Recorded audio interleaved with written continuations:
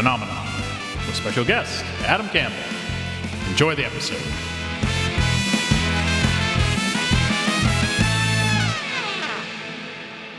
Phenomenon. Phenomenon. Phenomenon.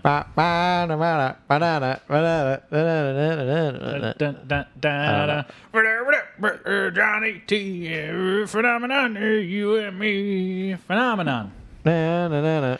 Phenomenon.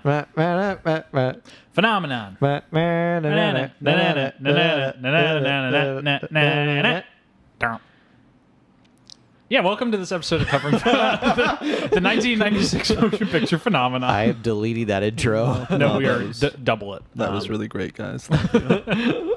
I'm glad you got to be here for that. Do you hear another voice with us, Jeff? Yeah. Oh my There is gosh. another voice with us. Who is with us?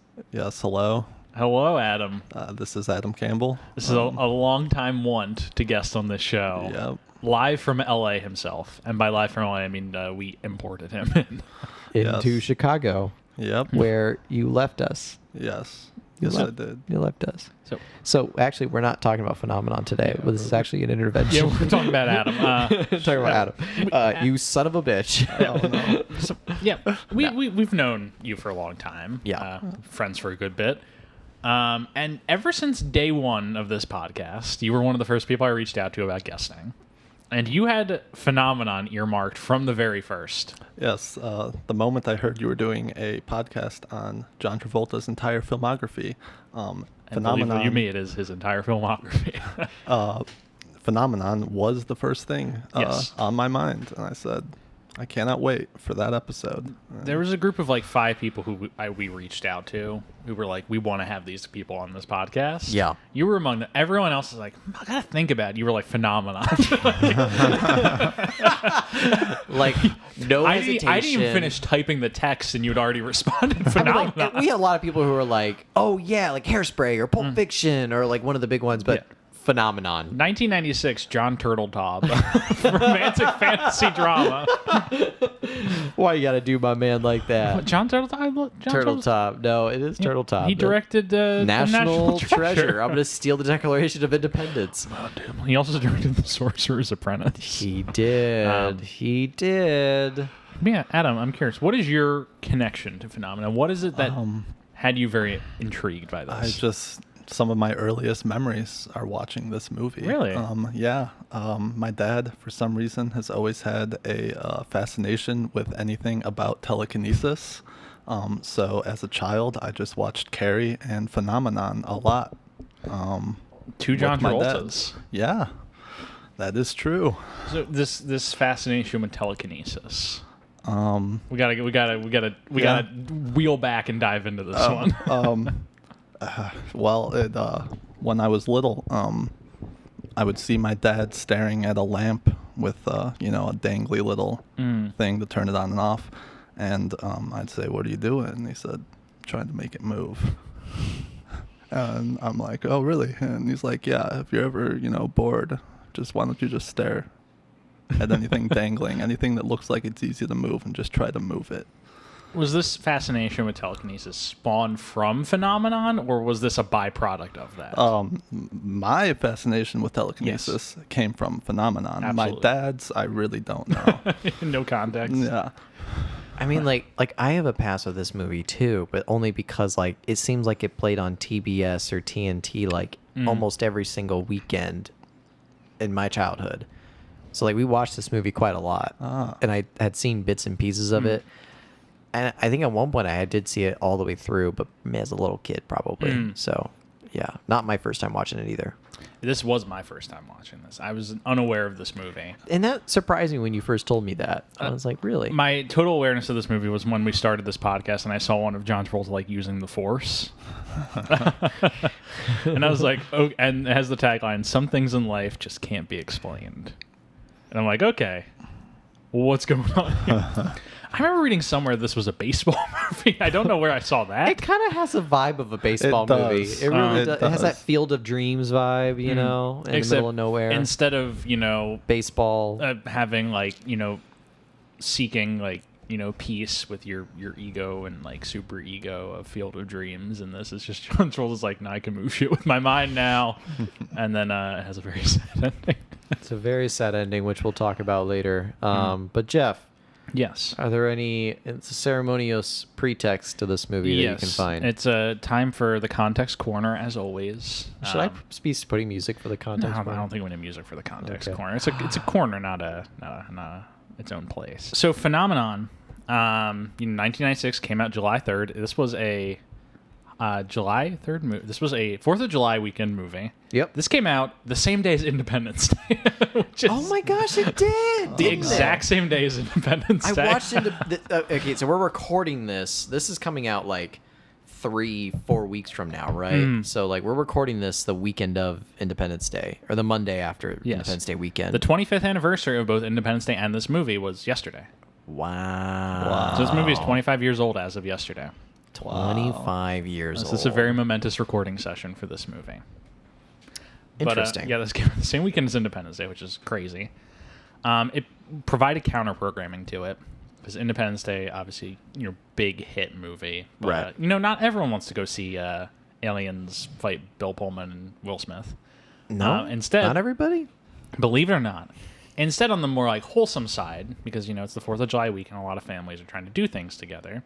The other side was they went to go see a nice little movie about a guy who gets telekinetic powers. Or as the logline says, an amiable small-town everyman is inexplicably transformed into a genius with telekinetic powers. Yep. Which is the plot of this movie. Yeah. But it was Travolta's first, I'm trying to think of the wording describes, likable lead role. Or like, it was his first heroic role after Pulp Fiction, in a sense.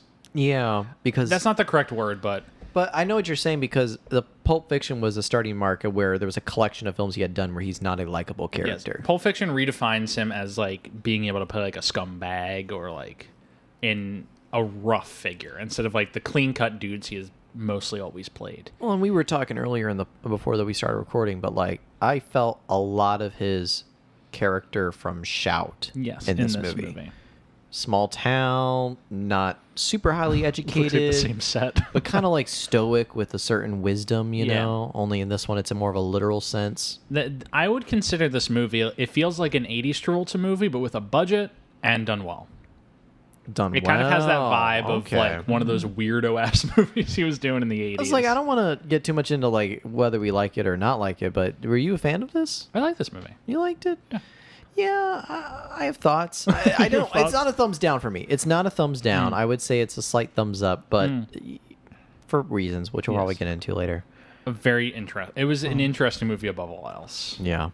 I really like this movie. In terms of form, it might not be the best, but in terms of content, it still might not be the best. But it has a lot of great moments that I'm excited to talk about. This movie is deceptively interesting. That's a great way of saying Like it. this That's movie, a great way of at saying its it. face value, does not. It seems like like you said, it was play on TBS. It feels like something that would play on like a daytime channel a lot. Yeah. But when you start thinking about some of the parts of this thing, you're like, oh, there's something there. They're doing something there.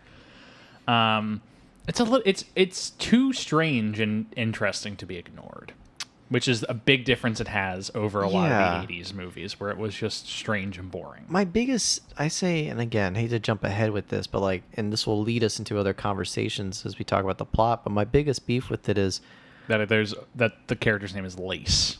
no. That there is no real concrete spine of this movie. There is no concrete like conflict. It's just something happens to a guy and we watch that thing happen to him. There isn't like, oh, like at the beginning of the movie, like the town's going to be bulldozed over for a city corporate thing. And then in the meanwhile, John Travolta gets smart. He gets these telekinetic powers, and that leads into the spine of which the conflict and the drama is happening. None of that. No, it's like, The conflict is inherently, this is kind of the Jesus story. Okay, let's not. Adam, are you on the same wavelength as me with this movie? Yeah. Can we skip ahead to a moment at the end, or do we want to get there? Let's get We'll there. get there. Let's Okay. get there. This is kind of the Jesus story about a guy who's born with, who gets abilities and tries to help the community and is turned away. And they try and just, like, use him as a pariah. And they try and, like, discredit his amazing abilities. I don't give this movie that much credit. I think it's pretty textual that it's doing that. Yeah. Okay, well, there's a let's- moment at the end. All right, maybe we'll Yeah. get there. But let me finish up the context corner. So, Travolta's back. He's A-list. This is his first, I would say clean cut is the best way to say it, role since his redefinition with Pulp Fiction. Yeah, and I would put this in the level of A-list, like Yes. in the A-list track. And he's been doing a lot of movie star roles, Yeah. but not necessarily movie star movies. He has made them movie star movies. This feels like a movie star vanity project, and I don't say that as a slight. No, I agree. Like someone somewhere would probably, at the time that this was made, would say this was like an arty film. This was an art house like film. This was a mid-budget movie. The kind of, we talk about this a lot. The mid-budget movie that just doesn't exist anymore because Hollywood's like, why make a $30 million movie and make 150 when we can make a $200 million movie and make $2 billion? So this is the type of movie that doesn't get made anymore, where the studio would fund something that's a little bigger than an indie, a little smaller than a blockbuster, and those would be the movies that a lot of big stars would get interested in doing. Yeah. Guys like John Travolta would be like, "Oh, this is a small movie. It's a 2-month shoot, something that feels like an interesting story, and it will be well funded. Yeah. I'm not gonna have to skimp on the catering, for lack of a better term. I'll get a trailer. He'll get a trailer." And so he does this movie, and I think he felt an attachment to the material. I haven't found like exactly that, but I get a vibe from John Travolta. This is the kind of story he's very interested in. In the scale, too. In the scale, yes. Yeah. What the hell? I'm reading this random fun fact about this movie. Care to share for the class? Literally, IMDb trivia is so useless sometimes. It's John Travolta starred in Carrie 20 years prior, where the title character is also telekinetic. Cool, thanks for putting that on IMDb trivia. Yeah. Person who put that there. Right. It is true. He was in both those movies. Is that worthy of Is trivia this like inclusion? the anti-Carrie movie where instead of murdering the whole town? Yeah, this is good Carrie. And I don't mean good as in like good movie. I mean good Carrie is like if Carrie was good. Right. A good person. Not raised by a This is the religious yin and zealot mom. this is the yin and the yang of Carrie. I don't know, So Adam, man. you pretty much grew I up with the don't know. yin and the yang of telekinesis. That's true. As a young child, I much preferred this movie because Carrie was deeply disturbing. It's evil. Yeah, a little Yeah. terrifying. for I a child. I never saw Carrie herself as evil. I saw Well, John yeah, no. Travolta as The evil. results Yes. being Yeah. quite catastrophic. Carrie is. We talked about that with Matt Abalde, our good friend. Are you taking apart my table? It was Jack. Have you But- met Jack, Adam? He lives here now. Jack Nicholson lives here with me now. Yeah, I haven't met him yet. He's out. He's buying some beers. He'll be back in a little bit. Okay. Um, You won't interrupt the. the IMDb trivia also list released on the same day as Independence Day, which also featured Brent Spiner. I'm like, thanks for sharing that useful information. Brent, what was Brent Spiner doing? Like he's just like in so many little things in this period. Everyone loves him in Star Trek, so he's just getting all these like weirdo mini roles in movies. Yeah. But yeah, that's the context corner is really not too thick for this one. It's basically it's a Travolta's movie star A-list vanity project, and it's the type of thing that movie stars did in this time. Was movies like this Yeah. that would make a tidy little profit, make them feel good about their career choices. I would say this is definitely not a stain. Yeah, and this was directed by John Turteltaub, who we mentioned, who has also directed National Treasure 1 and 2, Cool Runnings, The Meg. The Meg. If anyone saw that, The Meg, the one where Jason Statham fights a shark. Who was voiced by Vin Diesel. Do you know that? No, the shark doesn't talk. The shark roars. I don't think And it's Vin Diesel? No, it's not Vin Diesel. Get out of here. Pretty Get out of positive here. it's Vin Get Diesel. out of here. Look it up. I think I've heard that. Get out of here. All right. Phenomenon. We start. Ba-da-da. Phenomenon. Da-da-da. That's how this movie starts. Yes. No, that's not how this movie starts. Yes. I wish Um, that's how the movie started. It'd be crazy as It'd be hell. amazing. Yeah, we start with John Travolta playing George Malley. George Malley. He's like the center of the town. He's like the Forrest Gump or like the Pee Wee Herman. Like he's like this lovable goofball who the town just kind of like rallies around as like their like just all around good guy. crowning figure. The crowning figure. Yeah. Average dude who just everyone loves.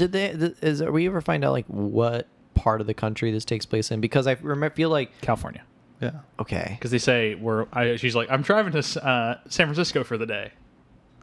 Okay. You can only really do that from California. Yeah. Yeah. You can't really be like, I'm going to drive to San Francisco today from like Iowa. So this is like not shout because it has a lot of the same. This is Northern California. This is Northern California with like plains and fields Yeah. and mountainous areas and all Yes. that kind of stuff. Very hilly. Yes. Like I saw, like it had a very similar opening credits to Shout. There's a lot of similarities with this movie and Shout. I'm not gonna lie, but yeah, I was like, is this in Texas or this like Iowa? Like I don't know. No, it's California. Yeah, California. Okay, but small town. Yes. Very small town. But George, good guy. He's having his 37th birthday party that night. How old is John Travolta in real life at the moment? 42. 42. He sells. He sells as a rough 37 or a good 42. Yeah, like it didn't bug me at all. I was like, Yeah. he's not 37, but You're like, you know, I'll buy that. I'll buy it. Whatever. But we meet like his little cast of characters. This movie moves very quickly. Like it starts almost right away. Yeah, We quickly like it lays a lot of like the the groundwork, the shoe leather down for his his little cast of friends and characters. the catalyst of this movie is pretty early on. Yeah, we have Nate, played by Forrest Whitaker. Fat Forrest Whitaker. Oh man. No, I don't mean that as an insult. gonna call I him miss Fat I Forrest miss Whitaker, I man? miss Fat Forrest Whitaker. Why? Forrest Whitaker is too cut now. I don't like, it makes me upset. If he feels happier the way Yeah. he is now, then No, I like Forrest Whitaker in whatever shape, size, or role he's playing. but I won't lie, I also kind of miss Fat Forrest Whitaker. And then his doc, played by Robert Duvall, who everyone just calls Doc because he's a doctor. I never knew what his name was. Just Doc. Is he credited on IMDb as Doc? It says Doc Brunder. Just Doc. Doc Brunder? Imagine you're a doctor and your first name is actually Doc. Is there? I have never met a single person whose birth certificate first name is Doc. Could happen. Could. It could. It really could. But he's at this party. Oh, we also meet Lace. Lace, played by Kira Sedgwick. Yeah, Keira Sedgwick, who's like his Love interest. He's pining after her. Yeah, he loves her. She has 2 kids, no dad in the picture, single mom. Who plays one of her kids? I don't want to do this right now. Who plays one of her kids? She has 2 little kids, a little boy and a little girl. Who plays the boy? It's the same kid.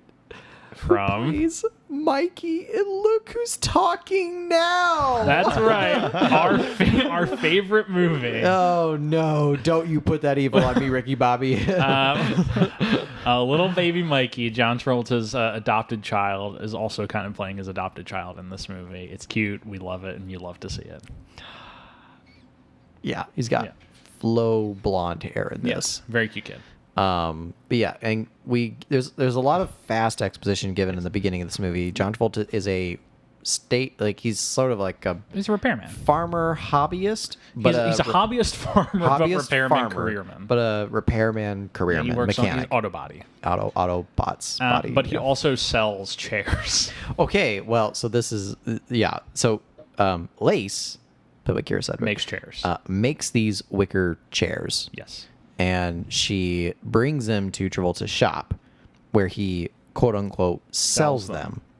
Which we find the deception out of that We find the later. deception out later in the movie, which we'll get to. But yeah, all this it lines up all these characters that are in his life, and there's some like even smaller supporting characters like the townsfolk that are around him that we'll see. But we've mentioned the bulk of the main we mentioned the cast. main characters. Yeah. So then it's his birthday party, I think, Yes, right? his birthday party.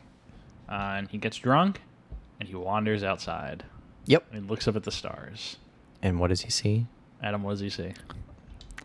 We don't know for sure, but it appears as lights. A burst of light. I just burst said a of light. burst of light. A A burst of light appears. A burst of light. Yes. and like zaps him, and he passes out. And then It's at this point we get a similar scene to Fire in the Sky. yes. Where the aliens are probing him. And they're shoving ooze into his mouth Yeah. and like covering him with a thin. It's the aliens from that SNL skit where it's like Kate McKinnon, like, yeah, they were slapping my knockers. No, None of that happens. There's no alien. The Flash knocks him out. He's on the. Yes, he's on the road, He's on the road. and he gets up. He comes back in. He tries to tell everyone about it. He's like, "Do you guys hear or see that?" And they're like, "Nope. you're drunk, You're George." drunk. You're drunk, George.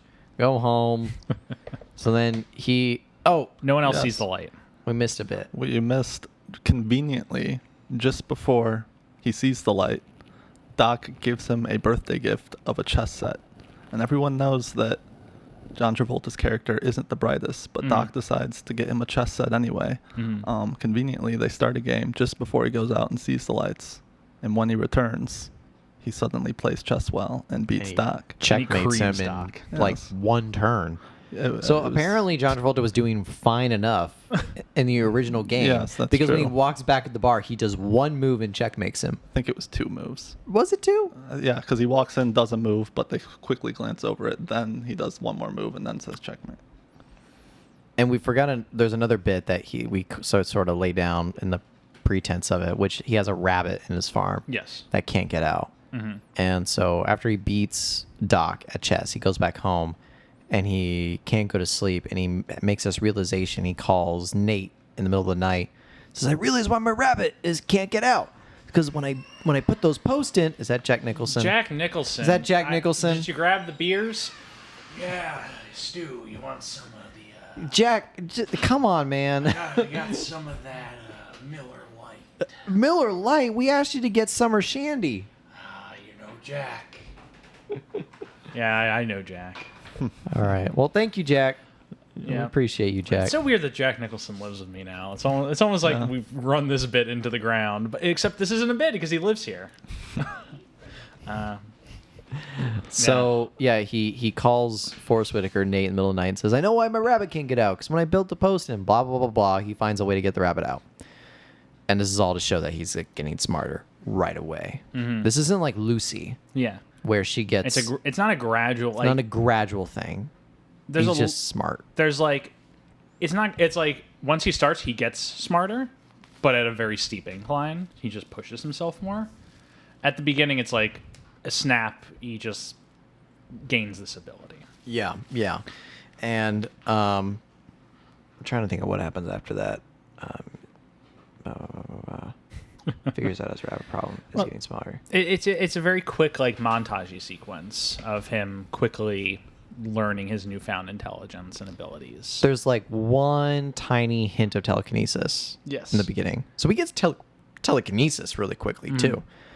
And he like starts checking out 3 books in the library a night. Yeah. Like increasing his like knowledge through that way. I just wrote down, continues getting smarter. Continues getting smarter. Yep. It's a montage bit. So, And then he starts trying to tell. He doesn't sleep anymore, right. which is what he uses his nights to gain his increase his knowledge. And conduct experiments. Yes. And he conducts experiments and turns into a really good farmer hobbyist. Like, Yeah. he invents new fruit. He gets like solar panels on his Yeah. house, and he's like got this fertilizer that Yeah. like grows anything. Magic fertilizer. Yeah. It's actually a pretty cool sequence. I really like this. Him just quickly gaining these abilities. This is like my biggest beef. It's like all this is happening, and it's like, cool. Why do we care? Because he's just a normal, nice guy. Yeah, I agree. I just think like, wow, cool. This guy's like, oh, wow, neat. Right, exactly. That's what I'm saying. It's like there's no reason for us to really care that much. See, if there was conflict, I'd feel uncomfortable. What? This movie's about watching a nice guy do nice things and systems try and push him down. Yeah. Otherwise known as the New Testament. Oh, jeez. Okay. I would like to point out I'm using the Wikipedia synopsis for this movie to kind of like just keep our track. The sentence list: George tries to use his new intelligence for the good of the community, and this whole synopsis is mostly hyperlink free. Like, there's no hyperlinks like to other Wikipedia articles, except for the good of his community, which links to the Wikipedia page for altruism. Which I want to know who was on Wikipedia and was like, I gotta make that link to altruism right now. Oh my gosh. Then he goes to Doc, Robert Yes. Duvall, to see like what's going on with him. And they can't find anything wrong. They can't find anything wrong And no one believes because him. Doc is a piece of shit doctor. Doc is not the best. Good friend, maybe not the best doctor. Not a good doctor, you know. We'll talk more about this at the end, but when they figure out what's actually going on, it's quick. They figure it out pretty quickly. Like, it's one MRI. It's like, there's the problem. It's like this We could have fucking doc is found just this like, from the take a beginning. little hammer to the kneecaps, and it's like, is it still working? Fine. A fucking piece of shit. So yeah, he gets smarter. And that's when I write down, like, if he's so smart, like, why can't he figure out what's wrong? Because there'd be no movie. That's what I'm saying. If he's like, yeah, I'm smart. Remember last week when we covered Broken Arrow? Yes. And remember how they patched over all the holes? Yes. I miss that. I miss that a lot. This movie very much is like, don't think about it too much. He is, but you don't. Well, this movie doesn't have holes because you just telekinetically left over them. Okay. Stuart had just given me such a look of disgust right there. I cannot Why'd we overstate. do this.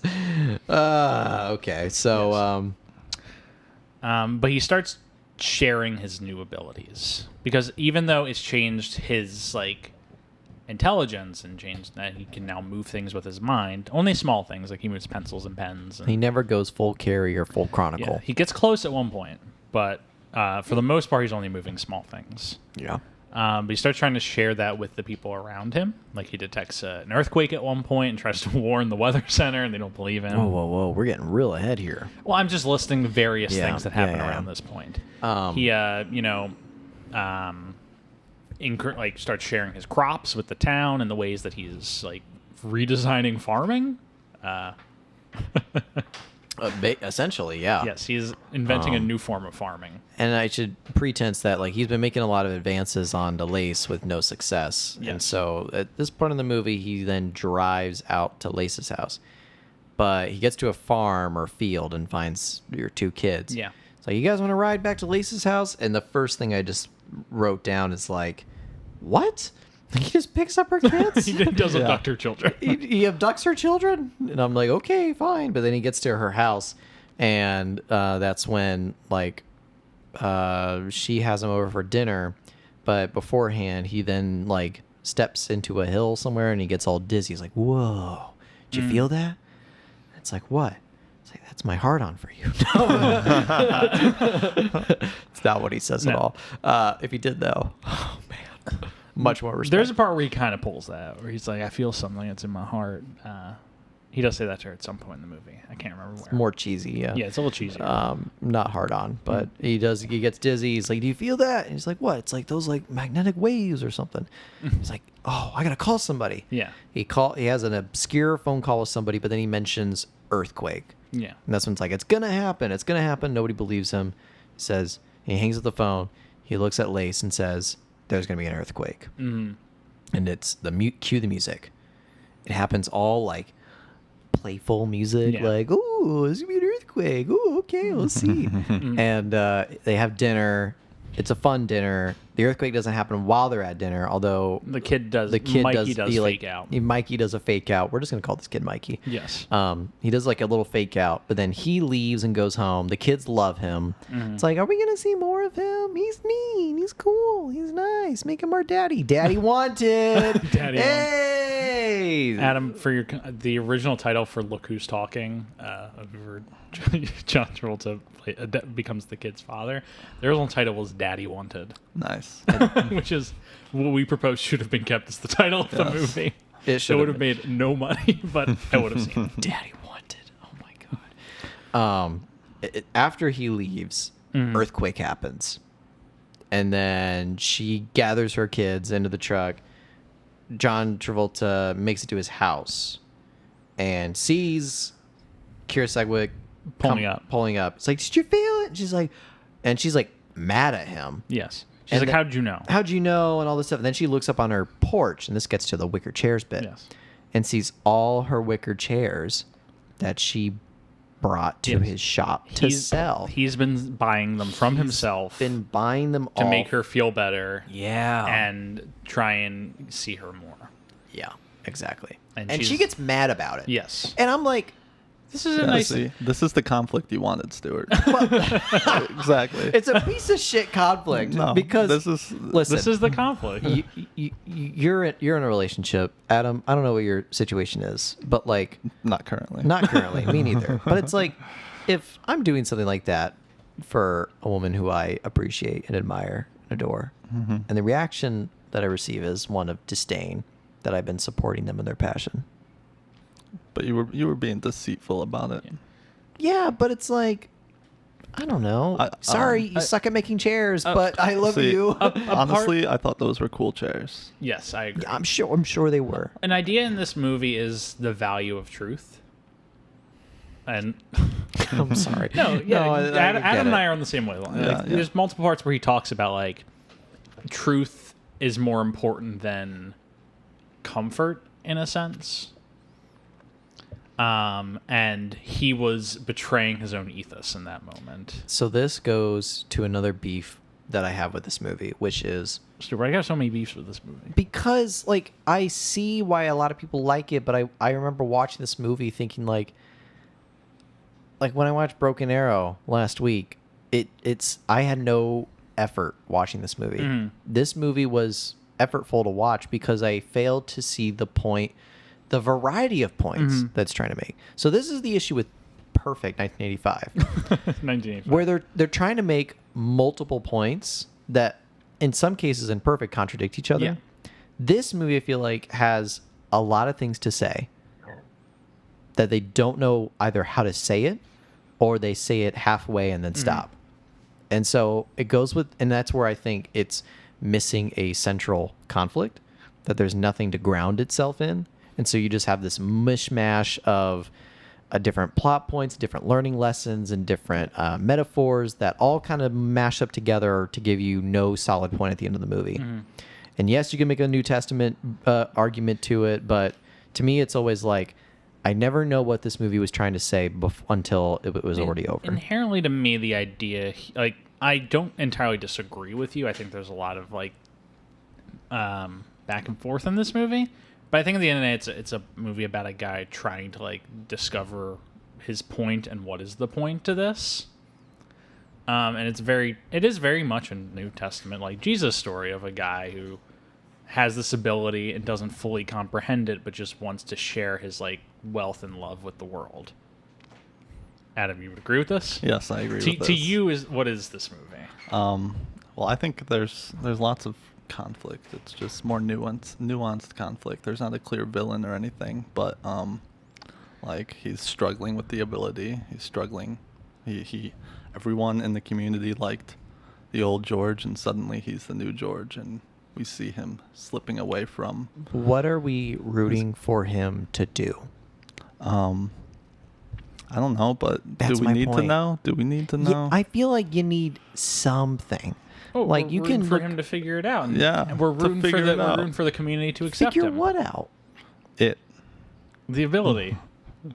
Figure And it his out. point. But all of these are very thin, without much. Like I feel like a lot of these are like, well, the conflict is that he needs to figure out what he needs to do with his powers, and that I feel like that's a subtextual arc, but there's nothing to like really concrete this movie down. Like again, I'm going back to like the banker story or whatever. But if it's like there's something to do with like, oh well, like the town's crops have been failing, and it's been really bad. Like maybe there's an interstellar bit to it or something. I don't know. It's just something that grounds this movie to where we can root for this guy to fix the problem that was laid in the groundwork in the exposition of the film. And there's nothing that's been laid bare. I wouldn't like that. It would take away from his ability. I don't know. The focus is his new abilities. You see more of his ability being used for the purpose the story laid out. The movie is about him. He's the glue for this community at the beginning. And then this power turns him more into whatever the opposite of glue is. What would the opposite of glue be? Okay, sidebar. What is the opposite of glue? Glue melter? WD-40? WD-40. Let's see. Okay, so he's the glue for this community at the beginning. These powers, he tries to use it to like strengthen the glue. He's adding some more Elmers on, but instead the community can't handle it, and he becomes the WD-40 for the community, and they're all getting separated and put apart from this. And then at the end, it's about how, with this ability and with the love he had for this community, he really did bring them all together. And the spoiler, but I mean, we're going to talk about the whole movie. The glue that he built lasts beyond his lifetime. The really reason why I don't agree, and maybe we should sidebar this for the end. Yeah. Because I think there's a lot more points to talk about, and then we can all gather at all the points for the end. So I feel like there's a good discussion here, but I feel like we need our audience to know all the entire context for once we have that discussion. Sure. So when it comes to the ending, like I have a comment on it, but let's talk about it and get to the ending so we can include that in our arc. There's quite a twist at the end of this movie. Well, yeah. So, okay, earthquake happens. Yes, earthquake happens. The next day, there's like a little montage of him, like he's doing his farm work. He's going around town, reading books, all that stuff. And then he has a moment where he rambles on to I think it's a scientist. I can't remember. He's on a phone. Yeah, it's a professor from Berkeley. Oh, was it the professor where he's at one point he's like, yeah, here's how we can change. He's like, we're like plants. And he's like, photosynthesis is a model for us. We need to start doing that. We need to start soaking up the rays, using that as our own energy. So he's like, I can tap into energy now. And they hang up on him, which I too would hang up if someone called me and said photosynthesis is a model for us. I wrote in my notebook in big letters, photosynthesis is a model for us. Because I think that's a very funny sentence. Neil deGrasse Tyson talks about on a podcast once how if there was an alien species that operated through photosynthesis and visited our planet, they would think of us as barbarians because we have to feast on other animal creatures for our energy source. And I just think that's pretty... Instead of just walking out, photosynthesis. Photosynthesis. Like John Travolta in this movie. Right. This movie does make... Oh, and there's... I don't remember if it's right here. Oh, no, it's later in the movie when he talks about the trees. I'll get to that when we get to that scene.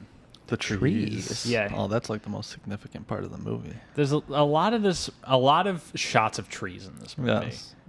That's the part that holds up. That's the part that holds up. There are like two versions of this movie in my head. The version that I knew when I was a child watching it, and then like me seeing it last night when I watched it.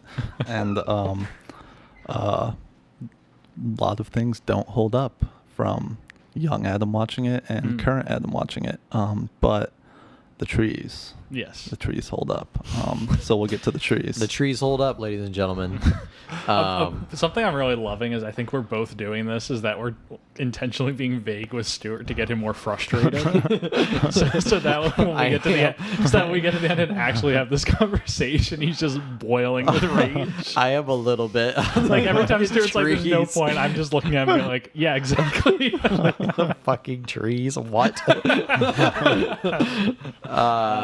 So he talks to this professor from UC Berkeley, and he's going all about this whole plant thing and the fertilizer. And he's there in person. Oh yeah, because it's the guy he called about the earthquake. And then he goes on and he's like, I'm just a seismologist. Yeah. Like I don't have any. He's like, well, you need to get me in a room with these people. He's like, I don't think I can do that. Like you're talking crazy stuff here. All the meanwhile, a new Portuguese family that's just moved to town. The father has food poisoning. As does his like grandson, who's nowhere to be found. Who they can't find, and no one knows how to speak Portuguese in this town.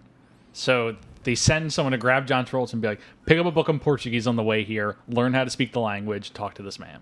Yeah, which Doc knows he can do. Yeah, which that was the smallest semblance of a potential conflict that I could buy into this movie, where people start relying on this guy for his powers and abilities, which I thought this movie was going to head down towards, and it never does. I'm glad it didn't head down that route because I would have expected it. And I'm glad it didn't do what I expected. But hear me out here, like you wouldn't have to change much about this movie.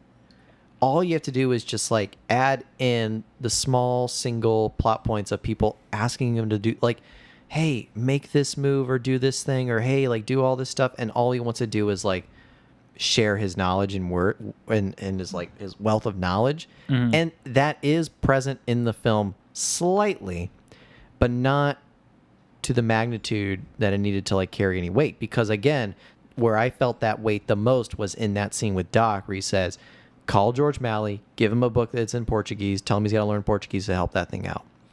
If there were any more of those beats, 2 more, nothing else would need to change about this movie. Nothing else would need to change, and it would give it much more of a strong central conflict. So you'd want to see John Travolta get worn out by being asked to do too many things? Not worn out, but just disinterested.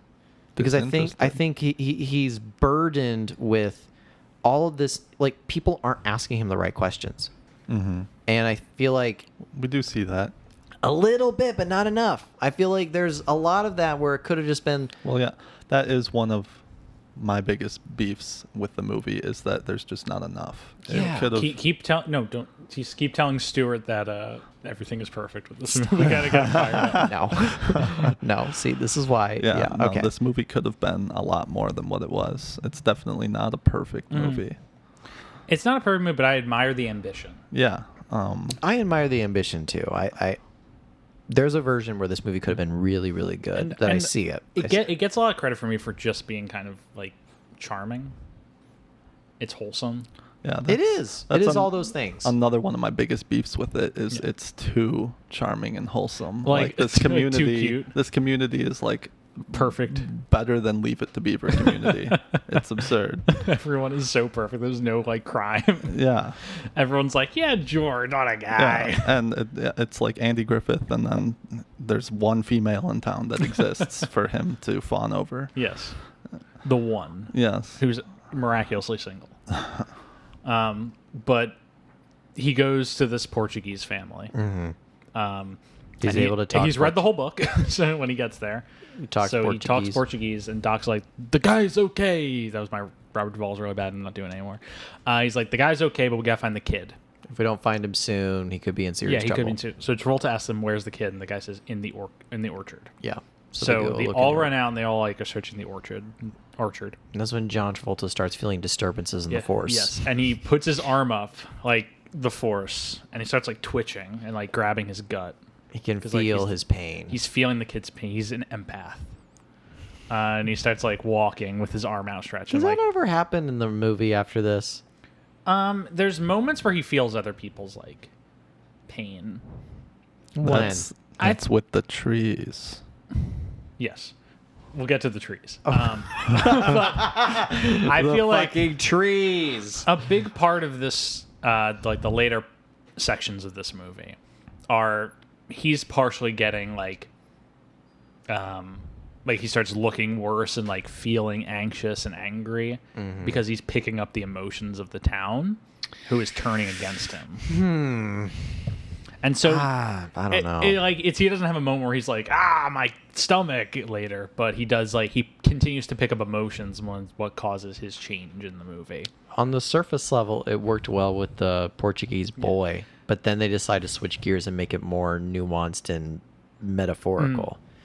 But he's walking towards this kid, and everyone follows behind him, including this Berkeley scientist who's amazed. Yeah, he's watching this whole thing happen. And then he sticks his arm out again, and there's like a bunch of wood sticks leaning up against something. That's one moment I hate. The camera shows this obvious like fort, and then John Travolta says, "I don't know where he is. He could be anywhere." And then Travolta sticks out, and like 2 logs fall over, and there's a ladder. And reveal there's a ladder. Okay, another piece of beef. How'd the kid get up there and then move those 2 planks over it? He slithered underneath them. And he's in pain during this? I would presume the kid got up there before he was in pain. But he's if this is his little fort he hangs out. Was him and his grandpa playing like hide and seek or some shit, and then in the middle of hiding, he's like, "Oh fuck!" Like, you didn't know? No, I think the kid was like, "Hey, Grandpa, I'm gonna run out and play a game." And the grandpa was like, "Okay," and then while the kid was playing a game and he was up in the fort, and the grandpa was in bed, they all started feeling stomach pains from the food poisoning. Okay. But they get him and they save the kid's life. They save his life. And the kid's mom's like, "Oh, thank God. Thank you, John Travolta." And she gives him a big hug and a kiss and all that. You know what's the one central conflict in this movie? Forrest Whitaker needs to clean up his house. Forrest Whitaker needs to get laid. He's got to clean up his home. It is the only central conflict that is present in this entire movie. Is that John Travolta needs to get Forrest Whitaker laid. We're going to talk about the next Forrest Whitaker scene because I think it is extremely funny. Beautifully shot, by the way. But she's like, if I'm looking for work in town, like if anything pops up, let me know. And then it just hard cuts to Forrest Whitaker's house. And Troll looks, he's like, I got you a housemaid. Gotcha, housemaid. Because the whole time he's been looking in Forrest Whitaker's house and be like, this place is a dump. You got to clean it up. Well, he's also been like telling him you need a woman in your life. Yes. He's been saying that a lot. An earlier bit that we forgot. Forrest Whitaker's a hobbyist, like ham radio operator. Yes. This never got clear for me. He's not a disc jockey. No, he like runs like a hobbyist radio station and then just surfs the waves. But he's like part of a society that worships Diana Ross. Diana Ross.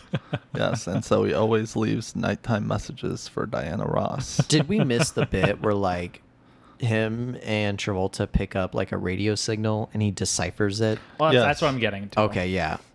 They pick up like a Morse code signal, and Travolta's like, "Oh, let me record that," and then he decodes it, discovers it's a military communication, and sends a response. Not a good thing to do. Now we jump back to where we are, and he's just like, "Yeah, I got you a maid and all that." And Forrest Whitaker's like, "Oh, okay, whatever." He meets her and falls in love with her. Like, I mean, it's like he's like head over heels the second he sees her face. And Travolta has taught him like one sentence in Portuguese. Well, he gives him like says, "What type of things you want to say? Like, what's your rate?" And then he records in a recorder, "You have the most beautiful eyes ever" in Portuguese. So Forrest Whitaker doesn't know that he's saying these things, which I loved this bit so much. But yeah, he's doing that a lot where he's like, "Can you come in next week? Your hair is like an angel, you know? You are beautiful. You are," and he's just setting him up for, mind you, an HR case. Yeah, exactly. You know, like he's setting him up to be like reported. Poor Forrest Whitaker being conned. That whole Forrest Whitaker thing, it's entertaining, It's a but cute bit. it is one of my it's one of my biggest beefs with the movie. Adam, you seem to have a lot of beefs with this movie. I do actually, Stuart. I'm I'm sorry to say, turning Jeff. him. I'm turning You're not him. gonna turn me, Stuart. Yeah. This is still a great movie. But For now. Here's the thing that I find so funny. We get that scene with Forrest Whitaker. We're like, and she's like, "I'll be back tomorrow and we can discuss my rates," and gives him like a little wink, and she walks up. Forrest Whitaker's so happy. Cut to next scene. The FBI is at John Travolta's house. Yeah. They're like, "We just arrested Nate." It's like, it's like, literally seconds after we just saw Forrest Whitaker smiling. They're like, "We just arrested him. He's in prison. You shut down a military training exercise with your goddamn ham radio. You know how much response. money you cost costed Uncle us? Sam." Bill me is what he says. He says, like "Bill Sigourney me." Weaver in Alien 1979. And so they send. There's no resemblance. Actually, he says it in Aliens 1984, Yeah. not 1979. So they send. Well, they Exactly. can bill me, is what Sigourney Weaver says in Aliens. Sorry, keep going. they take Travolta to prison And they test him. and they test him. And they're like, "This guy can move things with his mind. Can't confirm." And yeah, well, I love this is the Brent Spiner scene when he's like, "Name as many mammals." When I was young and saw this, I tried to mimic this scene as much as possible.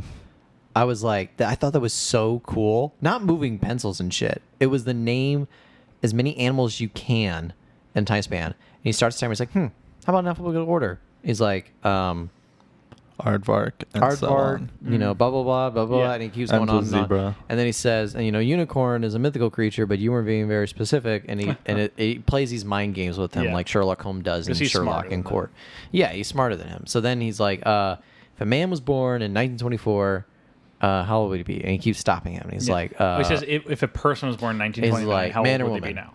And he's like, why does it matter? It's like, gotta be specific, Bob. He's like, man. He's like, "Where were they born?" He's like, where were they born? New York. And they're like, "Why does it matter?" And he's like, "Well, if someone was born in New York compared to now, they'd be 3 hours older now than wouldn't they?" Right. And so he gets it right by the exact minute Yeah. that he get that and how old he is. And eventually the FBI is like, "All right, we let Forrest Whitaker go." Yeah. We never see if he if he gave her a rate. No, Yeah. because when she comes over and talks about her being a maid, it's like, we'll talk money. Yeah, And then next time we see her, she's pregnant with his child. so we could assume that he just married her and made her do it for free. Yes. Forrest Whitaker knew how to get free service. misogynist. Yeah, God damn it, that's one of Forrest the- Whitaker. That's the problematic part Yes. of this movie. Like, It's very strange.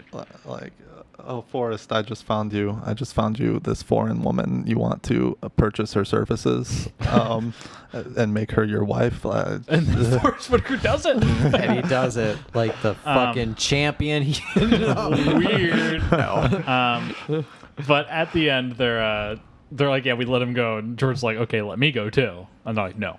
And he's like, I'll talk to the press if you don't. And they're like, oh, okay. So they let him go. But they still have an FBI tail following him at all times. He gets back to town. He had stood up Lace at a date during this because he was going to take her to UC Berkeley for his like tests and shit, where he was Yeah. going to explain his like new gardening and whatnot, new farming, Travolta farming. Yes, he was also working on powering a car with pig. Oh yeah, Pig manure. Pig manure Yeah. and other garbage. mm-hmm. Yes. Travolta's an innovator in this, and no one respects him. It's when he goes to the bar, right? Yes, he goes to the bar because he's just getting frustrated. And this is probably his best performance in this movie because he goes on this rant about like all the things he knows, and he's Yeah. like going on about it, and like Because everyone's like accosting him with questions, and right. they're trying to take advantage of his ability and have a distrust of Which it. again, if they just leaned into that a little bit more, it would have made this movie so much more solid. But he ends by like yelling at them all and ranting about all this, and then he like sticks his arm out and like shatters The mirror. glass with his telekinetic powers. That's another one of the moments that still holds up. Yeah, it's a good scene. It's a Yeah. great scene, both in the sense of the shock value, but also in like his performance element. Like all those all those things combined make it a really good scene. Yeah. Then we get a great Robert Duvall bar rant scene, which we'll talk Yeah, about where he's later. like, "You all did this to him, He wanted nothing, nothing. and you took. All you did was take and take."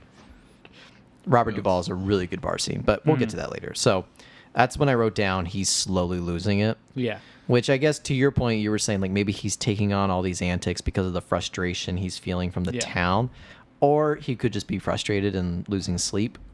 That's kind of how I read into it. We then get a Wait, there's the one quote that he says in this bar rant that's just like my favorite quote in the movie, possibly, is this was supposed to happen to someone, wealthy, Yeah. like a scientist, someone, Yeah. Why did it happen? someone, Yeah. he can't do anything. He can't help the world Yeah. when he's stuck in this small town. He's not in the place to use these abilities for good like he wants to. he had It shoulda- connections with the university. He's a man who's trapped in a cage. But then the government put that to an end. Go to the press. Like, I don't know. I hear what you're saying, and that was a very valid point in the movie that I was trying to make, is that this man in these circumstances was given all these gifts with his inability to use them. To me, and maybe it's just, the generation I live in is just like, really? Like nothing? Like you couldn't do anything with it? he keeps trying, and no one wants a part of it. Like he literally does invent a new form of farming. Yeah. the And He the car- invents a tomato that the you eat pro- like an apple. Yeah, and problem a with car all- that you can drive on shit. The problem that all of these are really good points that if the movie had just spent more time digging itself into would have made it more solid. But the problem is the movie finds itself preoccupied with other things that I don't think are very useful for its time, like the whole Lace and him romance thing, like the whole the Portuguese kid thing. Like it finds himself preoccupied in so many other directions where it doesn't give itself time to focus on those frustrations that he has and showing, not telling, those examples and moments where he has something to say but not being listened to. I do agree with that. I wanted to see a lot more of his struggles and less of Forrest Whitaker's romantic problems. Yeah. And less of the cheesy Andy Griffith trying to court Yeah. a woman This moments. movie is full of B plots, Yes. but it doesn't take enough care into its A plot. I feel like it's got the A plot that it has is good, but it's a very thin, neglected A plot. there. Mhm. Drop mic. You I said don't your think thing. it's as thin as you think it What? is. Yeah, the trees. Yeah. You see, you're missing the trees. There's gonna be a part where I'm just gonna look at him and say, "Go off about the trees." Yeah, It's gonna- there's a moment at the end with what's her name? Lace. Lace, that makes her existence in the film worth it, and it relates to the trees. Okay, well, we'll get there. Speaking of Lace, after the bar scene, he goes over to Lace, Yeah. or Lace actually goes over to his place, and then we get the haircut scene. Yes. She. I don't want to close I my hate that. That's eyes. one of my other biggest Don't wanna beefs. fall asleep 'cause I'm missing you. Yeah, Don't wanna miss a thing.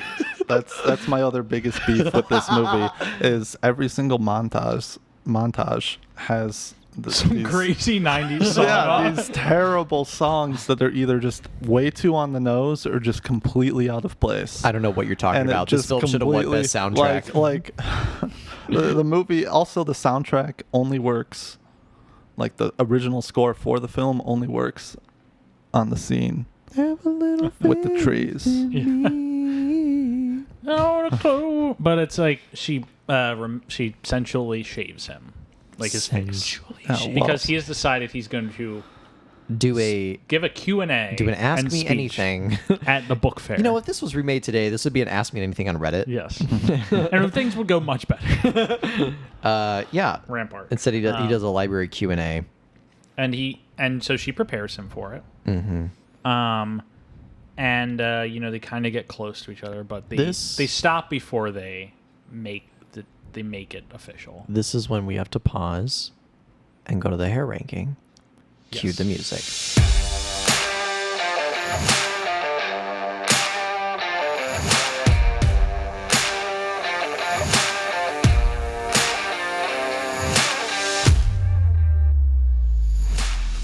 Welcome to the hair ranking. I'm your co-host, Stuart Elmore. I'm Jeff Sweeney, here to help Stuart with the hair ranking. So, Adam, I don't know if you're well inundated with our catalog of episodes here at Travolting, but every episode, at least we try to, every episode we do a hair ranking of John Travolta's hair in all the movies, since it's such a quintessential part of his being. It decides who he's going to be as a character. It decides on what he's feeling in the moment. And I feel like it's such an important aspect of who he is that we have to maintain its presence in all of our episodes. So, for this movie, He changes his hair about halfway he changes through. his hair about halfway So, through. Where are we sticking with this? Well, here's the thing. I said in the Pulp Fiction episode that even though the hair isn't particularly sexy or good looking, it relays a lot of story assistance to who he is as a character. And this movie very much does the same thing, where it starts off as like one way. And I would say the original stage of his hair is very much like the stereotypical dad hair John Travolta. Yes. And if that was how it was going to be the whole movie, I would have put it like not dead last, but in that bottom category with like Look Who's Talking. But then it gets disheveled, starts to mess up a little bit, gets some stub growing, and it's sort of showing how his antics and his anxiety is rising a little bit and how his frustrations are going in deeper. And then there's the haircut scene with the shave. He's like a clean cut in the library. And it shows his like growth and how he's ready to like get all these ideas out. And so for the purposes of the story, I actually really enjoy how it feeds thematically into his character. So can I take a look at the ranking, Yeah. Jeff? I you go. need to. It's not going to go super high, but it's going to go. I would say, put it above. Put it above. Look Who's Talking. Below Boris and Natasha. Boris and Natasha. Yeah. I would say that's a good spot to put. So here goes Phenomenon. Phenomenon. It's a really good example of the dad hair, but carried over with thematic changes in the story. Yes. And that's the hair ranking. Have you heard of the McDonald's haircut? No. So I have a friend who refers to the 90s haircut where it's parted in the middle and it's long and comes down on the sides and then sort of does the thing there. It's referred to as the McDonald's haircut because it forms an M around the head. And he definitely had a McDonald's haircut for a good chunk of this movie. Is that for the second half? I don't remember. Because that's kind of the John Travolta like hair nowadays. If I'm thinking of the correct hair he has in this Isn't movie. he bald right now? Well, when he had hair.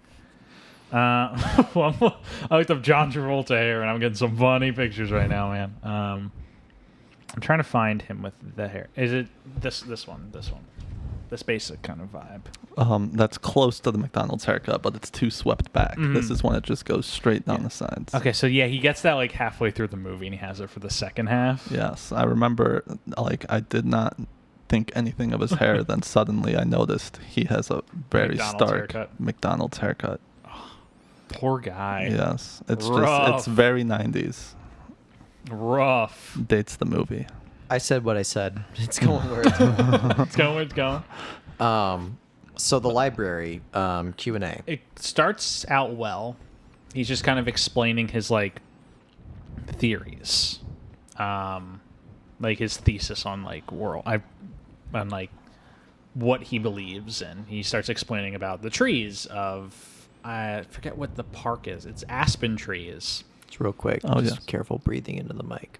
Picking that up a little bit. He's talking about the aspen trees of some park where there's like hundreds of trees, but they're all part of the same living organism. Like all the roots are intertwined underneath. And he's saying we're the same way, except our energy is between us, and we're all just one big living organism with this planet.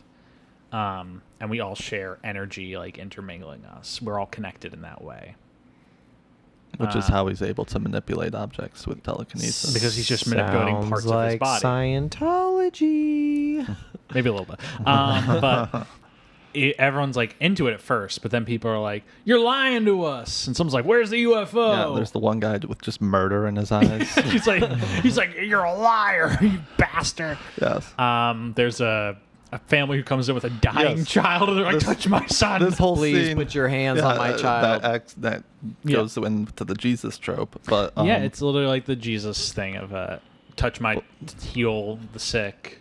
But that's also this scene exemplifies another one of my biggest beefs with the movie, which Really? is things just escalate way too quickly. It goes from 0 to 100 Yeah, really quick. and just like to an absurd, almost comedic degree. Like we expect this to not go well, and like we expect something bad's gonna happen. It's gonna get But out of not hand. only But we does don't. it not go we well. don't. We don't expect like the guy just you're a liar. You're not telling us everything you You're a know. liar, you rat And with just bastard. wide and like sunken eyes, and then a family comes in and she's dying. Please touch her child. Where did they come from? Why do they have their dead child at the book fair? I think the child was dead, Adam. They're carrying a dying child to a book fair. It's just a rotting corpse. They're like, "You're touching my Dying child." child. Yeah. So that scene exemplifies general beef with the movie as a whole. There's a really funny line during that sequence where where one of those guys who's like questioned is like, "Can you name all the presidents forward and backward?" And he's like, "No, but I can name some backwards presidents and some forwards presidents." And I'm like, "Yeah, There he goes. that's what I'm talking about." There John. he goes. Um, And then he gets it overwhelmed. escalates. It gets and he overwhelmed. flips over a table and falls over and passes He out. passes out. And before he goes under, he looks up and sees the flashing light again. Oh yes. And I thought the twist here was going to be he loses his power then. And Oh. after this, he has to learn how to, like, continue to be this important figure to people without his great abilities. Interesting. Which is coincidentally the exact plot of What Men Want, the Mel Gibson movie, is that he has this power, loses it, and has to, like, exist without it. Yeah. This is a better movie than What Men Want. Mine was a little more superficial than that. I thought this was confirming it was a UFO. I literally We thought very it's quickly learned it is not. I thought it was like, oh, like this is just a UFO thing. Like you said, very quickly that gets squashed. But I was like, oh, if we're seeing this twice, like this has to be more than just like a thing, you know? Like this has to be like some extraterrestrial thing that's giving him these powers. But we learned it's not. So then he goes under He wakes up in a hospital. Doc is there. And then walks in Nate. Well, first Doc, because like Doc is there by himself. He's just saying some things like, "Yeah, you adjusted your heart rate or something like that." Oh yeah. And Travolta's just like, I can I tell found when my I can pace. he's like, I found my pace, but I can tell when you're stalling. And his doc's like, I was waiting for reinforcements. And then Forrest Whitaker, Kira Sedgwick. what's her name? Lace come in. Yeah. The whole town comes in. Jack Nicholson walks in. Everyone's there. No, it's But just, no, and he's like, yeah, we put you through an MRI and you have a massive brain tumor. Looks like a hand. It's grabbing onto your brain. it's and got they're like- tentacles and stuff. But instead of brain degeneration, or brain degradation. Yeah. It's amplifying it's your brain. amplifying. Yeah, Stimulation. Stimulation, yes. And so it's like it's providing a pathway between all the different parts of the brain that don't normally speak together. Yeah. And it's what's allowing them to have energy manipulation and like super intelligence. Yeah. So, yeah, it's at this point we find out that it is killing him. Yes. And he will die. And it's like in a matter of days or weeks is what we're Yeah. told. So not long. Doesn't have long to live. Had they have maybe, put him through an MRI when he first started seeing a doctor. Yeah, this is why I think Doc is a fucking terrible doctor, because he's just like, Yeah. yeah, I think you're fine. And then just, He does. So, watching this again as an adult, I was thinking the whole time, Doc should have immediately said, let's put you in an MRI. Let's Yeah. get a scan of your brain. Nope. And the whole time in the movie, I'm waiting for that to happen. And at one point, he does say, "You owe me an MRI." Very briefly. yeah, he does. And he then does say that in yeah. the movie. And then You he owe me a get- CAT scan. Or, He gets the owed MRI and so he has a brain tumor. Yeah. It's a few days, few weeks, few months too late. Yes. yes. And so he's going to die soon. I thought this was not truth. I didn't think that this was going to happen. Yeah. I was like, oh, this is just like the fake out. It's like the realistic explanation for the supernatural event that the movie's trying to pull. But the movie does something really interesting, I thought. Mm-hmm. It's that it makes that the real thing that's happening is the more interesting, compelling argument. Well, and he says that in the movie itself. Yeah, exactly. Yeah. Because this... Have you've seen Glass? Yeah. The M. Night Shyamalan. Have you seen Glass? Yes, I have. Where the ending of the whole movie is, are these people actually superheroes, or are they just people who had lucky situations? And there's that Emma Paulson, I think Sarah Paulson. Sarah Paulson. Her society is trying to deny the existence of people with amazing abilities on the planet, and then she almost convinces them. But the coda of the movie, the ending is amazing people exist. We should celebrate them. And these realistic explanations aren't important. It's the story and what these people can do for the psyche that matters. And that's what Glass is, the ending. And I thought that's what this movie was going to do. Is they're telling him it's a brain tumor, but it's really just an enhanced form of existence. But it sticks with no, it was actually a brain tumor. It was luck. And Travolta's like, I would prefer it to be a brain tumor than to be a UFO or something, because that's something that's real and within me. And that means anyone can have this potential that I have to become what I am right now. Right. I might be a fluke, but that means we will evolve and become this one day correctly. And I think that's kind of a powerful statement, is to push aside the supernatural and be like, people are capable of amazing things. And all that power is within us. And cumulatively is one big society. Yeah, all that is very well said and done. I just wish, the past hour and 30 minutes of the movie said the same thing. Well, the movie's setting you up for that twist. That Yeah. It's setting you up. it's making you for think it, it's going to but be one movie, and then it flips it at the end. not to its benefit, in my opinion. There's maybe a little too much business in the first half. Yeah. Yeah. So then he talks to a neurosurgeon, who is saying hey, we're gonna try this surgery. Richard Kiley plays the neurosurgeon. It's bad, no expense. Spared no expense. And he's The voice you're now hearing is Richard Kiley. Spared no expense. So he's telling him hey, we're gonna do this brain surgery on you. He's like, I thought it was inoperable. This is, well, this wouldn't really be to save your life. This I always would wanna be poke your brain. This would be to explore your brain. This is why can't you do it when I'm dead. It's like, well, we can do it during an autopsy, but it wouldn't be as fun. He doesn't say that exactly, but it's Yes. kind of what he's saying. It's what he's inferring. Yeah, and so that's when he goes on that long rant that you mentioned, where Yes. he's like, this is I'd rather be within me. Yeah. So he says no, but then he says he wants to go home. But then the doctor puts in a court order that that says you have John to do. Travolta is not within his own mental well-being to make the decision. So he's gonna force him to he's take his gonna brain out. force him to do this brain surgery, which will surely kill him. Yes. And Robert Duvall even says, like, you probably told the judge it would save him. It's like, I said it might prolong his life. Yeah. Like, what the fuck, man? Maniacal. Yeah. So John Travolta's handcuffed to his bed. He's not Yeah. physically handcuffed, but there's a guard stationed Yes. outside. And John Travolta stages a breakout. He stages a He breakout. beats up his night nurse. He uses his telekinetic powers to like crush their body into a marble Yeah. and swallows it for fun. he actually poisons his night nurse with sleeping pills, knocks him out, puts him in the bed, puts his outfit on, escapes, goes to Laces. Of all the scenes, Doc's out there slashing cops' tires who are trying to find him. of all This part where the Doc like goes scenes, into a cop car and he's like unscrewing the air. there's a weird Duvall Robert back Duvall at out. it. Of all the scenes where if you were a filmmaker and your thought like, okay, where do we really utilize the telekinesis? That scene would have been it.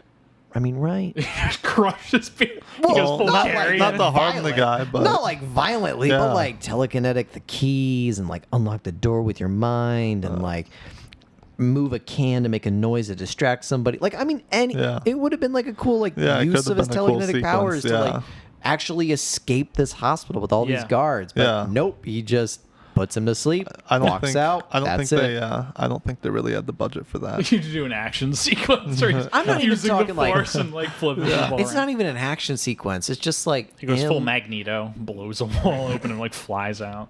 Well, you know, like We're the future, Charles, not them. you notice every scene where he uses telekinesis, it's always objects that could very easily be moved by string. magnets or strings. Yeah. And I feel like they were trying to avoid actually showing the telekinesis as much as they could. all I'm saying, it's like you could Which is unlock a door. That's a sound effect. Yes. You could move an object to make it sound. It's That's a explained to you. sound His effect. telekinesis is very light unless he's Yeah. like very enraged. That's what I'm saying. Because there's the part where he like tries to like lift a pencil and he needs two hands. He can push it with one Yeah. hand and then lift it with the other and hold it in place. this movie does not utilize telekinesis enough. Enough. nearly as much as it But he needed to. escapes. Yeah, I agree. He escapes and he goes to Lace. Yes. And they get one last night together. Well, the cops. This actually was an interesting scene that I liked, which is he goes to Laces, and the first thing he does is he hangs out with the kids. Yes. Mikey from Look Who's Talking Now and the daughter, and he's teaching them how to fix a car. And in the middle of it, Mikey is like, "You came here to die, didn't you?" Mm. Which is like guttural. Ugh. Yeah. Because that's exactly what he came to do. And you know it. The audience knows it. Like. Yeah. And so they're hanging out by the fence, and John Travolta goes up to him, and he shows him this apple, and he says, "You know, if we left this apple out, it would rot and spoil and die, and it'd be gone. But Adam's we can smiling. all take a bite from this, and it becomes part of us forever." He takes a bite of it. He gives one to the daughter. She takes a bite out of it and gives one to the boy, and he takes a bite out of it. It's a nice little heartwarming moment The between the two apple of them. is him. Yes, He is the apple. Eat It's of my the body, commute. drink of my blood. Literally, so okay. Adam. So you didn't agree with the Jesus trope, No, but no, you no, were aware of that. I was aware of that. I was aware Yeah. of that 100%. Like, Okay. Yeah. so I came over and you were watching the last 20 minutes. Yes. And the last 20 minutes included that scene. And I remember literally as we were watching that, did I not say it to you, Jeff? Oh, I said to you first.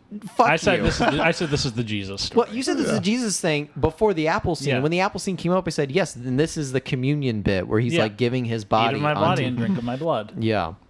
So yes, I Yes. get you. I get Yes. that. And then dies the next day. And he's saying we're all part of the same like ecosystem, and I am to become part of it, and like in the existence of the universe, like people aren't actually going to eat his corpse, but like, he's saying like when I die, today, or tomorrow, I will become a part of every person who is in this town. So right as that happens with the scene with the kids, cops show up. Yeah. And he immediately hides. Lace comes out, and it's Special Agent Johnson and Johnson, no relation from Die Hard. It's not. But they show up, and the guy's like, have you seen him? And she's just like, what's the point? Yeah. And he sees tools in the hood of the car. Yeah. Bold of him to assume that Lace, a woman, could not be working on a car. Yeah. He immediately thinks there must be a man here. So he tries to get in the car. He gets in the car, And Lace is like, why bother? why bother? And it's like, what's your first name? Jack. It's like, Jack, how would you want to die? And then he just leaves. He leaves. And so George takes Lace up to this tree on a hill. Yes. Takes her to this tree on a hill, and he lays out a little blanket. Fucking trees, man. And the two of them start kissing. They get down and Some music drops. some music drops. And I got to go back to what you were saying, Adam. It's like, yes, there are some good things in this movie, but the music cues on some of the scenes are not great. it. Not it. And, Not it. And the two of them, make love. Yes. It's a really long scene. Right under the tree. And what the filmmakers then show is Mikey with binoculars at his window watching the whole thing.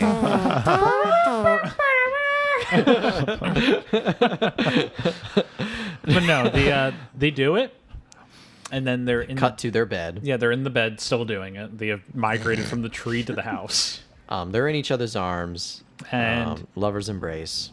He's just like, will you love me for the rest of my life? And she says, no, I'll love you for the rest of mine. Yeah, and he's like, this is it. He says, baby, it's happening. Yeah, he says it's happening. And she then starts crying. He just dies. And he just dies right then and there. He says, it's going to be all right, and then just dies. And when he dies, his eyes close. He gives up his body for the good of the he people. went spiritual with this. I would say he just closes his eyes and he's a corpse. Yes, he gives up his body for the people. He becomes a part of the energy. Then The next day. Yeah. She's outside, and the UC professor, Berkeley guy comes. Yeah. And she's like, it's too late. He died. But she gives him all of His George's studies. research materials. Like, please take his lessons and pass them on. Stuart's like realizing what's happening, and he's really upset about it. He's like, take his lessons and pass them on. We cut to and then Lace, like after the press release, Lace like stands on the porch and watches the wind whip through the trees outside of her house. The trees. The trees. The trees. Adam, would you like to go into the trees? Are we finished? Well, there's one scene, but it doesn't involve trees. Let's say this one. Also, I'll say tree. the one scene. Yeah. So we cut to a year later.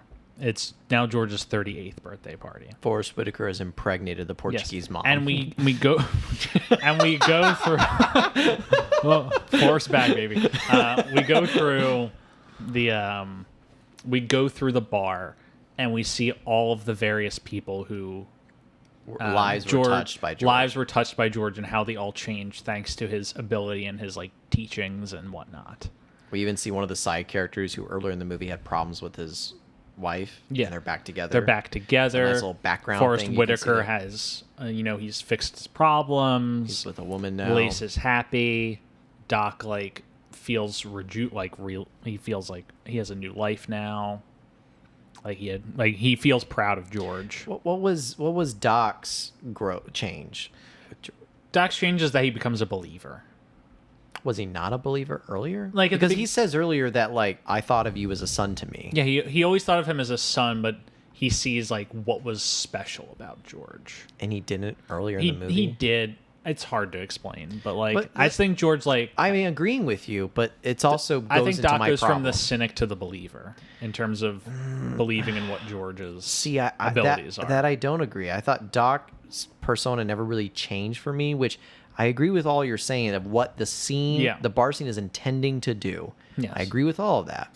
But the movie did not lay the groundwork. A fly just literally flew into the blinds and then collapsed to the floor. It was really entertaining. I got so tired of us talking about this movie. It's like, end me now!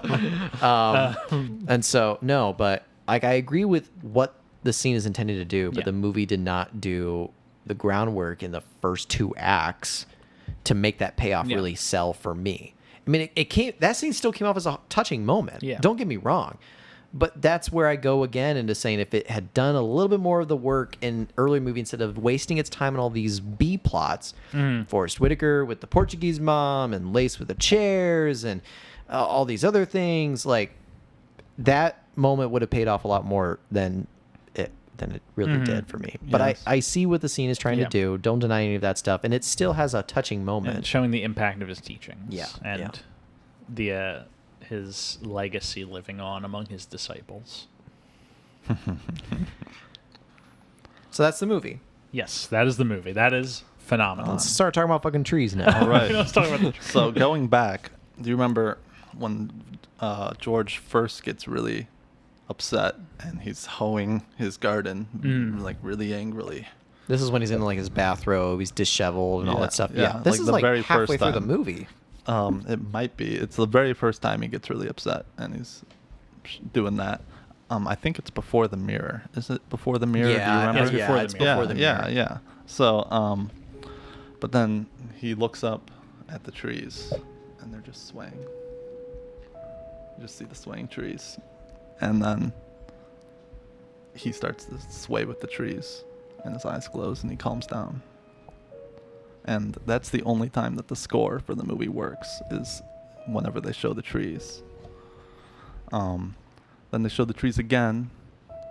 There might be a moment in between it, but when he's dying on the hospital bed, he looks out the window and sees the trees. Calms down sex again. with Lace under a tree. Yes, but you're wondering, they keep showing these trees, and That it's are the same swaying back and music forth. that are swaying back and forth. They're significant.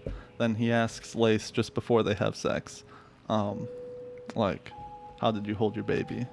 What did you do to calm your baby? And she sways back and forth exactly like the trees. Sways back and forth exactly like the trees were swaying back and forth. And that music plays. It's the interconnectedness between us and nature. It's beautiful, gave me goosebumps. Then, when he dies, She has The a trees kid. sway again. the tree. Look, we see the trees swaying.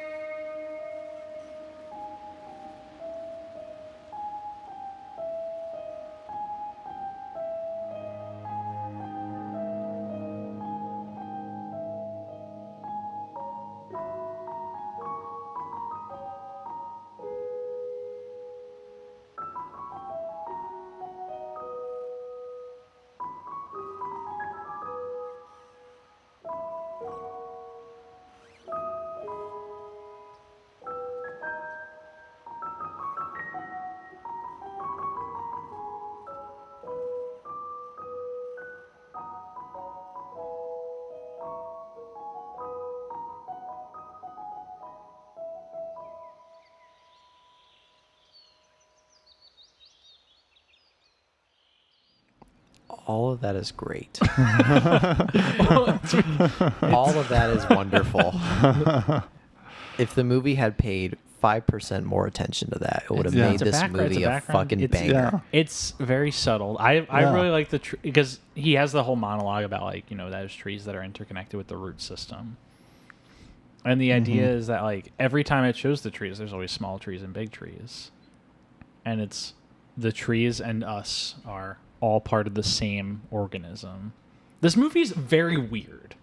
This movie is deceptively extremely weird. Yeah, it's got The idea really- of this movie is, what if Jesus came in 1994 and he taught that In small town Northern and Carolina. he taught that everybody was part of the same organism, God, essentially, and that we and the trees are all the same, and we all share the same values, and we all sway back and forth for comfort.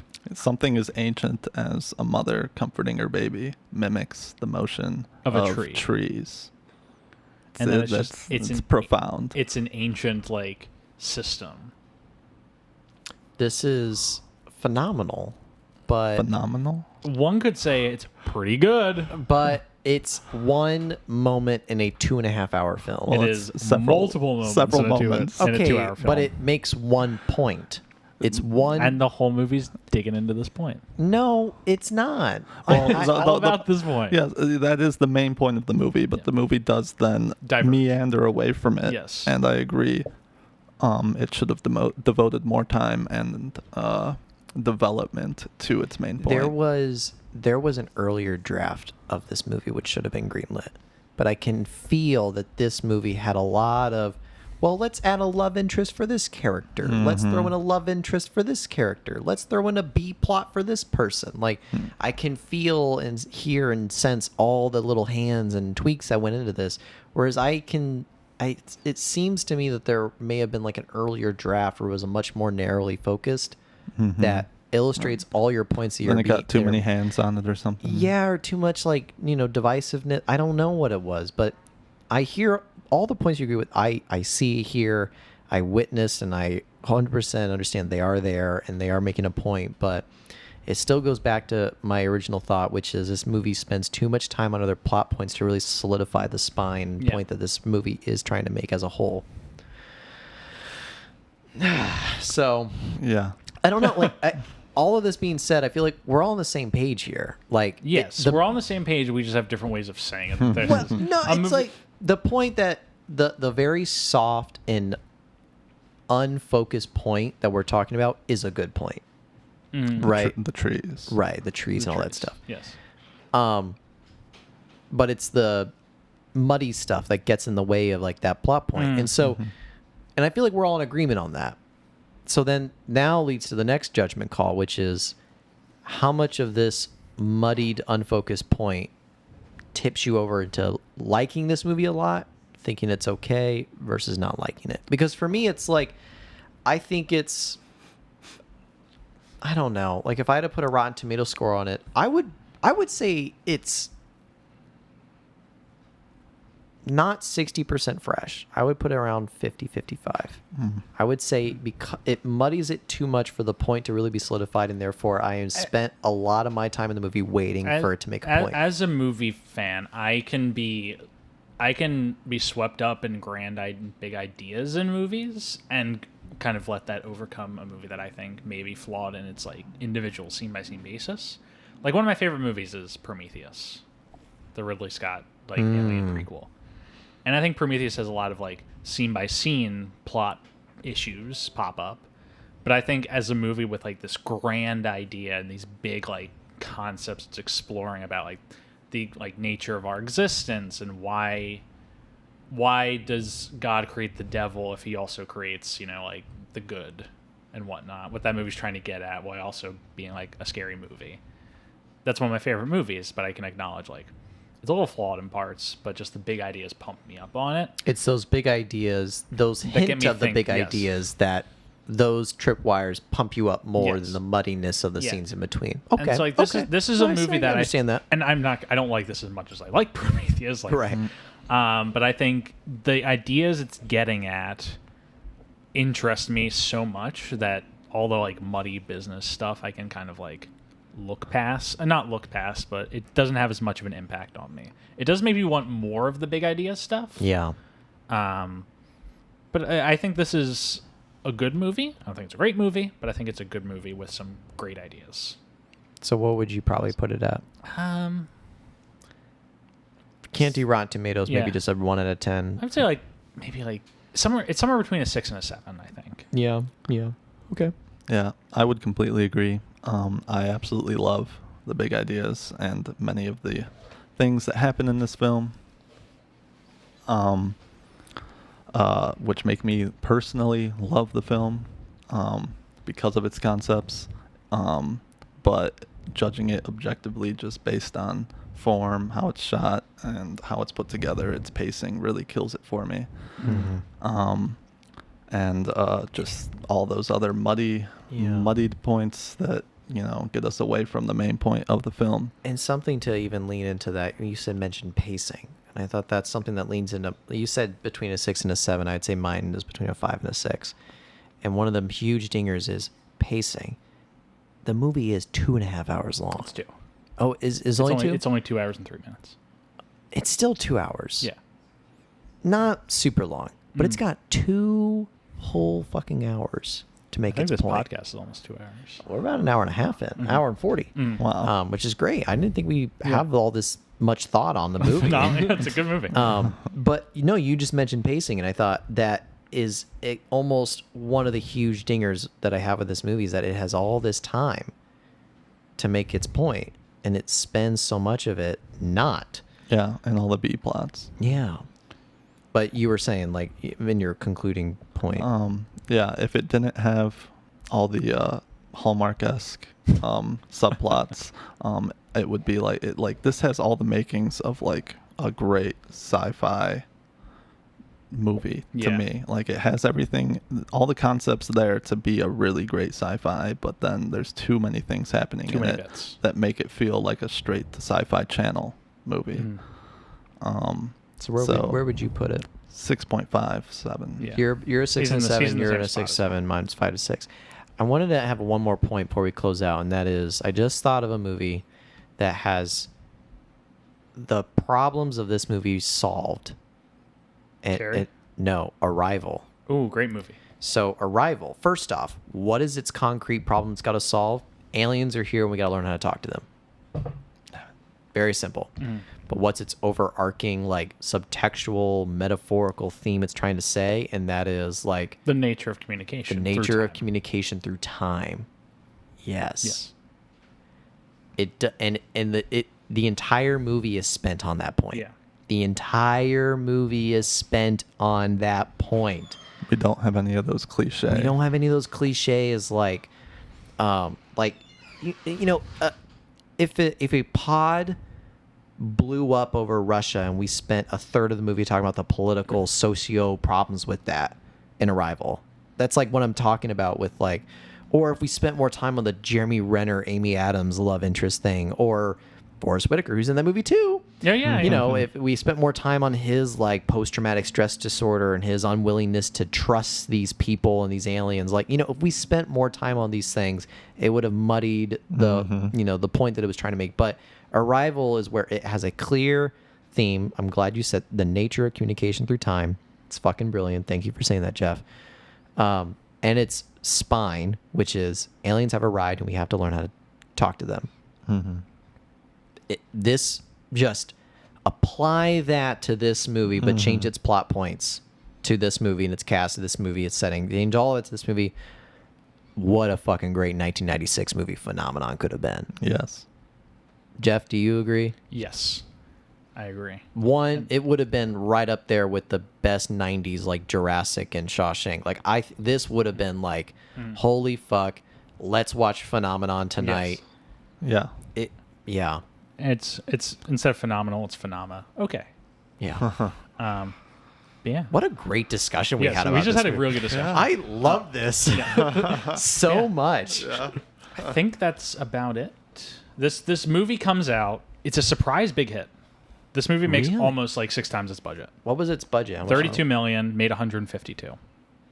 32 million. Yeah, so it's a sizable hit. It's just a proof of. I'm just gonna speed through this stuff. Yeah. Proof of Travolta's like enduring success in these late 90s period. People like him. People want to see these movies with him.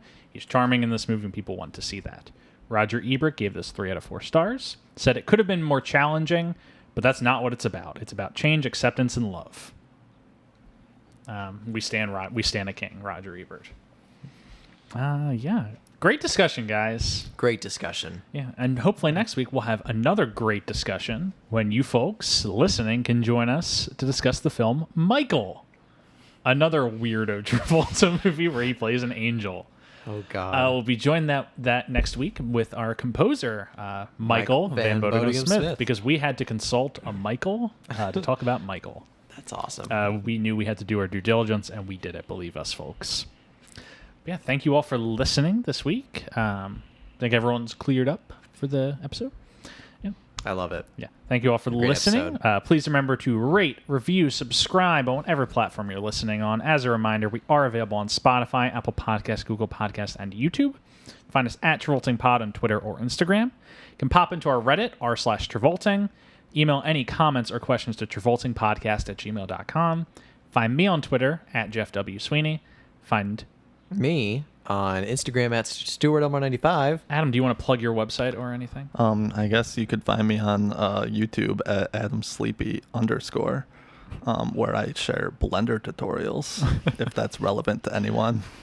They are really fun. I'd recommend watching them. Do you have like a voice narration through it? I do. Oh, that's the kicker. I know what I'm falling asleep to tonight. How long are your tutorials? They range to about 7 to 12 minutes. Oh, fuck. I was already hoping you were about to say 7 to 12 hours. I was going to really say full. that would have been, if it was like an hour, like no problem falling asleep to that. Just play them on the loop. And as always, special thanks to Rebecca Johnson for our graphic design and Michael Van Bodegum Smith for our theme music and for guesting on next week's episode, Michael on Michael. Catch it here, Travolting Podcast next week. Have a great week, folks. Bye.